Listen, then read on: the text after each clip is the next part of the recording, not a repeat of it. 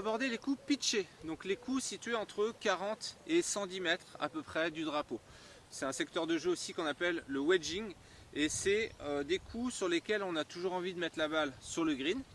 Et après, en fonction de votre niveau, on peut avoir aussi envie de la mettre le plus près possible du drapeau.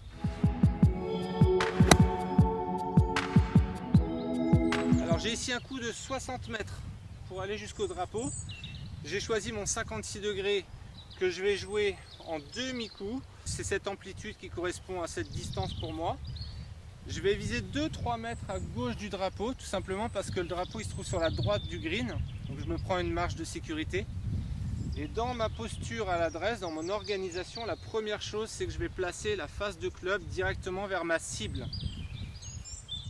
Si mon club est bien positionné sur sa semelle, logiquement je vais avoir le grip un peu en avant, donc les mains un peu en avant par rapport à la balle.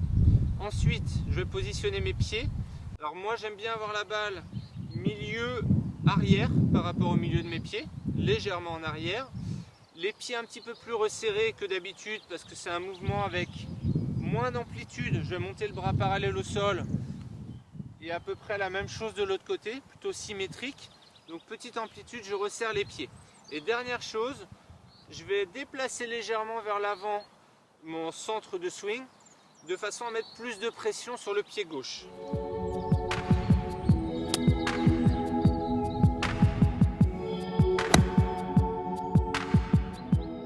C'est la rotation de mes épaules qui va donner le rythme au mouvement et surtout pas les bras. Je ne veux pas que mes bras soient trop actifs.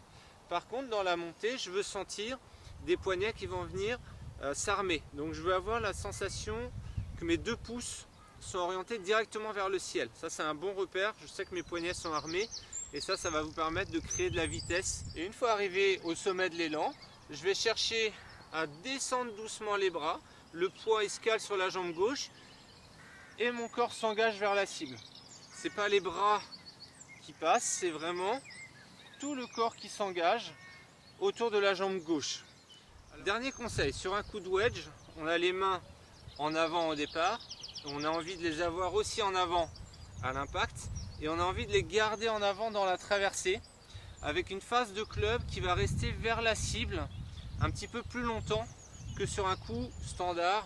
Donc ça va permettre à la fois d'être précis et en plus ça va vous permettre de jouer, de faire en sorte que la balle va prendre tous les stries du club et donc elle va prendre beaucoup plus d'effet et elle s'arrêtera beaucoup plus vite en arrivant sur le green, ce qui est important quand notamment il y a des obstacles devant le green.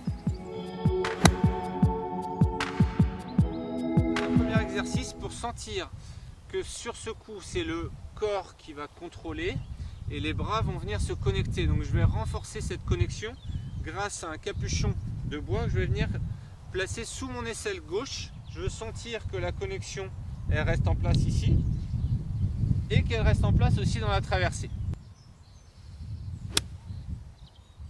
Deuxième exercice que j'aime beaucoup pour sentir le centrage, l'équilibre au niveau des appuis et notamment le fait de rester bien centré autour de la jambe gauche, de la jambe avant.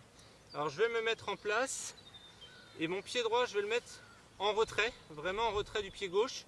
Donc tout mon swing va se dérouler autour d'un seul axe, autour de la jambe gauche. Je vous conseille de faire l'exercice en demi-swing au départ.